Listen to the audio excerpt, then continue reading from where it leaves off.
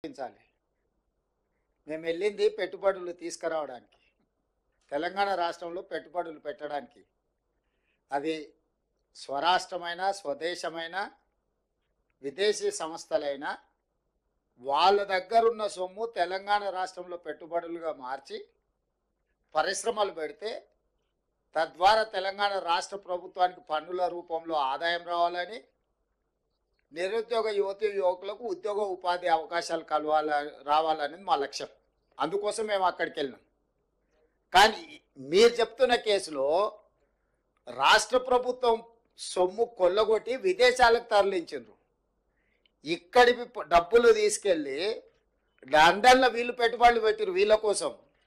మేమేమో ప్రజల కోసం అక్కడి నుంచి పెట్టుబడులు తీసుకొచ్చినాము. వీళ్ళేమో ఇక్కడ ప్రజల సొమ్మును కొల్లగొట్టి విదేశాలలో పెట్టుబడి పెట్టుకున్నారు. ప్రజల సొమ్ము కొల్లగొట్టిన వాళ్ళ మీద కేసులు పెట్టినాం. ప్రజల కోసం సొమ్ములు తీసుకొచ్చి పెట్టుబడులు పెట్టించినందుకు మమ్మల్ని ప్రజలు అభినందిస్తారు. ఈ రెండింటికి ఉన్న తేడా ఇది. సరే, ఇక వెళ్ళి ఫిర్యాదు చేసిన ఆయన బానిస మనస్తత్వము, ఆలోచన విధానము, ఆయన ఏదో ఒక రోజు ఆ బానిస సంఖ్యలు తెలుసుకోవాలని మేము కోరుకుంటున్నాం. ఎందుకంటే ఒక సంవత్సరంన్నర వెనక్కి వెళ్తే వారు ఏం మాట్లాడినరు, వారు ఈరోజు ఏం మాట్లాడుతున్నారు, వారు ఎవరి కోసం తాపత్రయపడుతున్నాడు, ఇవన్నీ మేము అందరం చూసినాం.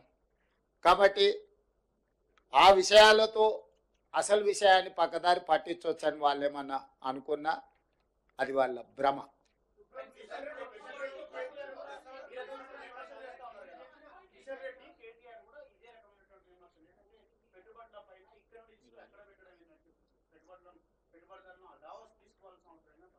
నువ్వు ఇంతకుముందు అడిగిన సమాచారమే.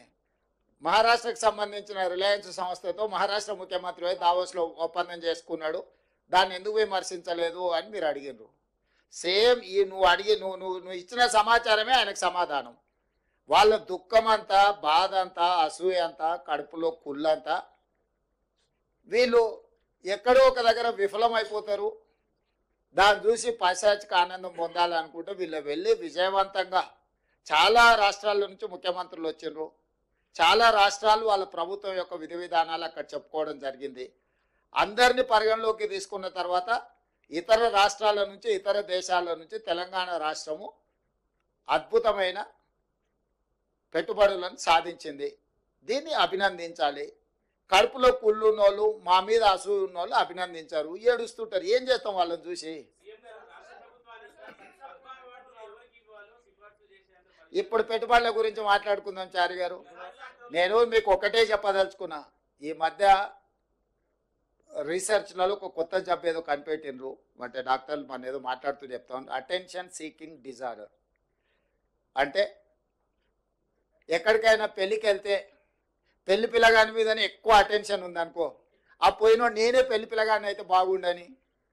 ఎక్కడైనా సావుకు పోయిండు, గొప్ప శవయాత్ర జరుగుతుంది అనుకో, అంటే ఈ శవయాత్ర గొప్ప జరుగుతుంది, నేను శవాన్ని అయితే ఇంకా బాగుంటుండని. అంటే వాళ్ళకి ఎంతసేపు ఉన్న అటెన్షన్ అంతా వాళ్ళ మీదనే ఉండాలని ఒక పిచ్చి ఉంటుంది. ఆ పిచ్చితోని పెళ్లి పోతే పెళ్లి పిల్లగాడు కావాలని, సావుపోతే శవం కావాలని ఇట్లాంటి కోరికలతో కొంతమంది ఉంటారు. నేను చెప్పేదాన్ని పెట్టుబడుల గురించి. ఈ పెట్టుబడులు ప్రభుత్వము విధి విధానాలు మేము వెళ్ళి ఆకర్షించి పెట్టుబడులు తేవడంతో, అరే వాళ్ళు ఎట్లా ఆకర్షిస్తారు, నేను పోయినప్పుడు ఎవరు రాలేదేంది, ఇప్పుడు వీళ్ళు పోగానే ఇంతమంది వస్తున్నాయింది, ఇన్ని పెట్టుబడులు వస్తున్నాయిందని ఈ అటెన్షన్ సీకింగ్ డిజార్డర్ అనే జబ్బుతోని ఒక ఆయన బాధపడుతుండు, ఇంకొక ఆయనకు మద్దతు ఇస్తుండు. ఇక ఆ సమయం అది మీరంతా ఏం చేస్తారు? అందుకే మీకు చెప్తున్నా జబ్బు ఉందని.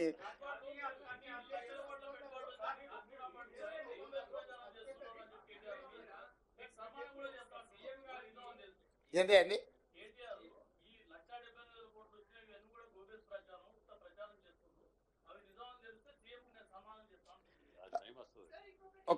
ఇప్పుడు సంస్థలు ఏవైతున్నాయో, అమెజాన్ కానీ, లేకపోతే సన్ పెట్రోకెమికల్స్ కానీ, ఇన్ఫోసిస్ కానీ, విప్రో కానీ, హెచ్సిఎల్ కానీ, ఇట్లా వరుసగా నేను సంస్థల అన్ని పేర్లు ఇస్తా. ఒకవేళ ఈ ప్రభుత్వం గొప్పల కోసం ప్రచారం చేసుకుంటే ఆ సంస్థలు ఎక్కడైనా వాళ్ళు అధికారికంగా మేము ఒప్పందాలు చేసుకున్నామని అంటారా? అంటే ఒక మనిషి యొక్క లేఖితనము, అజ్ఞానము. ఇప్పుడు ఐటీఈఎస్ సింగపూర్ ప్రభుత్వం మాతో ఒప్పందం చేసుకున్నది సాంకేతిక పరిజ్ఞానంతో. అంటే సింగపూర్ ప్రభుత్వము మాతోని ఒప్పందం చేసుకుని మేము కాదు, వాళ్ళు చెప్తున్నారు కదా. అదేవిధంగా ఎస్టీటీ డేటా సెంటర్ సింగపూర్ నుంచి, అదేవిధంగా క్యాపిటల్ ల్యాండ్, ప్రపంచంలోనే పెట్టుబడులకు Blackstone investments, capital land అనేది ఒక పెద్ద సంస్థ, ఆల్రెడీ వాళ్ళ ప్రజెన్స్ ఇక్కడ ఉంది ఆ సంస్థ. అదేవిధంగా HCL Tech, Infosys, Wipro, Eclat Health Solutions, World Economic ఫోరంలో ఉండే digital health actual, Skyroot Aerospace, ఇక్కడ ఆల్రెడీ రాకెట్ తయారు చేస్తున్నారు, మీకు తెలుసు కదా వాళ్ళు. సో అదేవిధంగా జేఎస్డబ్ల్యూ గ్రూప్ అంటే జిందాల్ స్టీల్ వాళ్ళు, అదేవిధంగా అమెజాన్ వెబ్ సిరీస్, అదేవిధంగా ఇట్లాంటివి సిఫ్టీ టెక్నాలజీస్, ఇట్లా ఈ సంస్థలన్నీ ఇంకా చాలా ఉన్నాయి. నేను యువతల జేసీకే గ్రూపు, కంట్రోల్ ఎస్ డేటా సెంటర్స్లలో వాళ్ళు ఎంత క్వైట్ పాపులరో మీకు తెలుసు కదా. యూనిలివర్, ఇప్పుడు మన దగ్గర ఉన్న హిందుస్థాన్ లివర్ లిమిటెడ్ ఒరిజినల్ మాతృక యూనిలివర్, వాళ్ళు వాళ్ళ సంస్థను ఏర్పాటు చేస్తామన్నారు. అదేవిధంగా సుహానా మసాలా, రామ్కీ గ్రూప్, యూబీఎస్, అంటే ఇట్లా ప్రపంచ స్థాయిలో పేరెన్నికగన్న సంస్థలు, వాళ్ళ ప్రతినిధులు, వాళ్ళ సిఇఓలు దావోస్ వరల్డ్ ఎకనామిక్ ఫోరంకి వచ్చి తెలంగాణ పెవిలియన్, మేము వాళ్ళ ఆఫీస్లోకి వెళ్ళలే, ఎక్కడైతే తెలంగాణ రాష్ట్ర ప్రభుత్వం యొక్క అధికారిక కార్యక్రమాలు నిర్వహించే స్థలం ఉన్నదో వాళ్ళు అక్కడికి వచ్చి అపాయింట్మెంట్ తీసుకొని తెలంగాణ రాష్ట్ర ప్రభుత్వంతో ఒప్పందం చేసుకున్నారు. ఇవాళ ఆ ఒప్పందాలను కూడా ఇప్పుడు ఆయన అన్నాడు కదా, ఈ లిస్టు మీకు అఫీషియల్గా మా ప్రతినిధులకు చెప్తాను, ఈ టోటల్ అఫీషియల్ డాక్యుమెంట్ మీకు రిలీజ్ చేస్తాం, ఏ సంస్థ నుంచి ఎన్ని వేల కోట్ల రూపాయలు ఒప్పందం చేసుకున్నాము.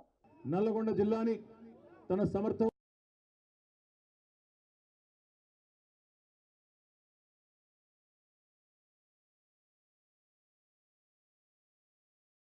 సూర్యాపేట శాసనసభ్యులు అన్న గుట్టకండ్ల జగదీశ్వర్ రెడ్డి గారికి, వేదికపై ఆసీనులైన గౌరవనీయులైన మాజీ మంత్రివర్యులు, రాష్ట్రంలో 400 రోజుల్లో 410 మంది రైతులు ఆత్మహత్య చేసుకుంటే రైతుల స్థితిగతులు చూసి, కాంగ్రెస్ పార్టీ మోసాన్ని చూసి పెద్దలు కేసీఆర్ గారు ఒక నిర్ణయం తీసుకొని రాష్ట్ర మాజీ వ్యవసాయ శాఖ మంత్రిగా ఉన్న నిరంజన్ రెడ్డి గారి నేతృత్వంలో రైతు స్థితిగతుల అధ్యయన కమిటీ వేస్తే ఈరోజు ఆ కమిటీ సభ్యులు మొత్తం నిరంజన్ రెడ్డి గారితో సహా అందరు కూడా వచ్చున్నారు.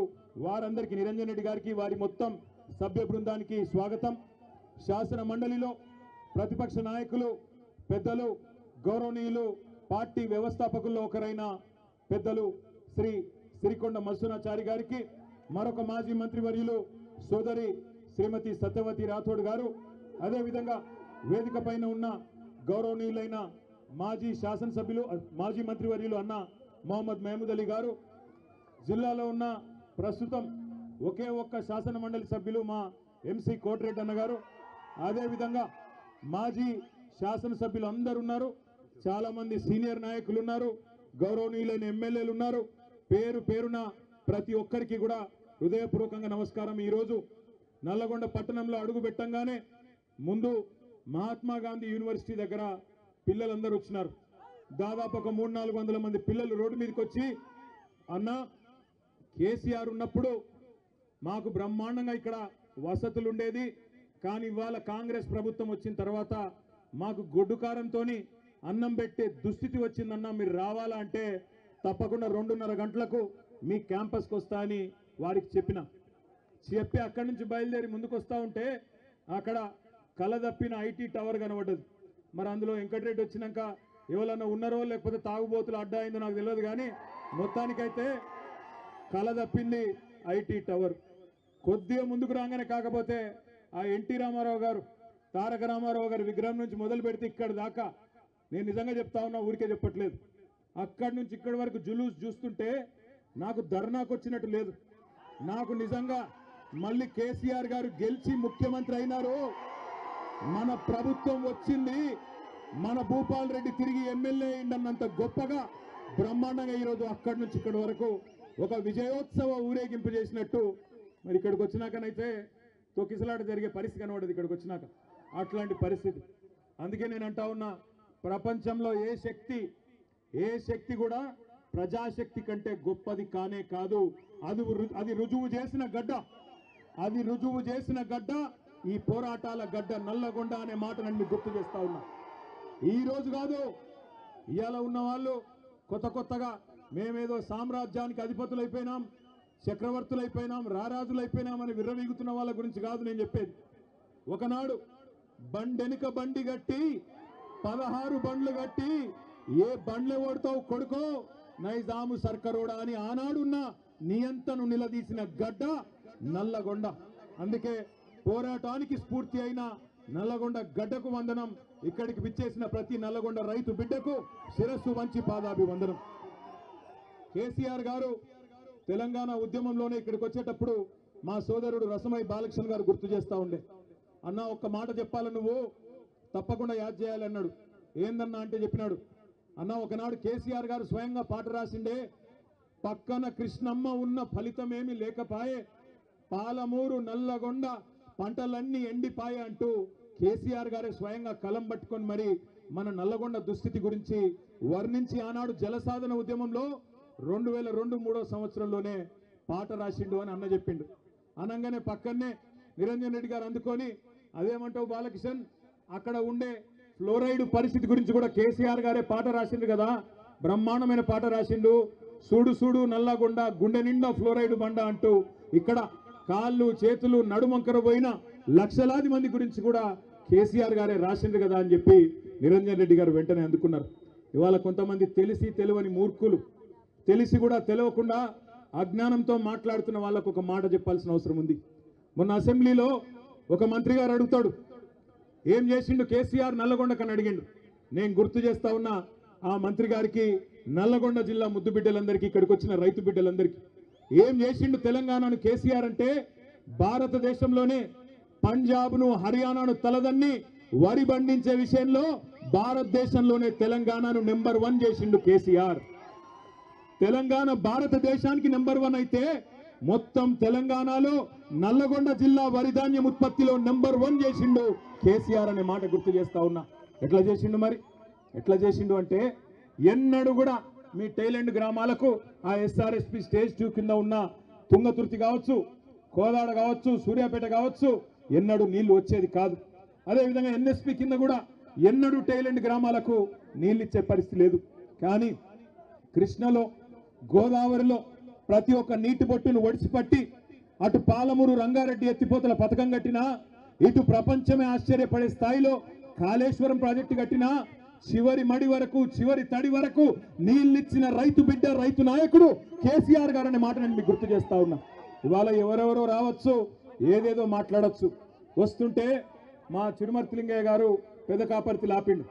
లింగయ్య గారు ఆపి, అన్న జెండా ఎగిరేసి పో అన్నాడు. జెండా ఎగిరేసి కాడికి పోయినా నేను. పోతే అక్కడ ఒక రైతన్న వచ్చినాడు.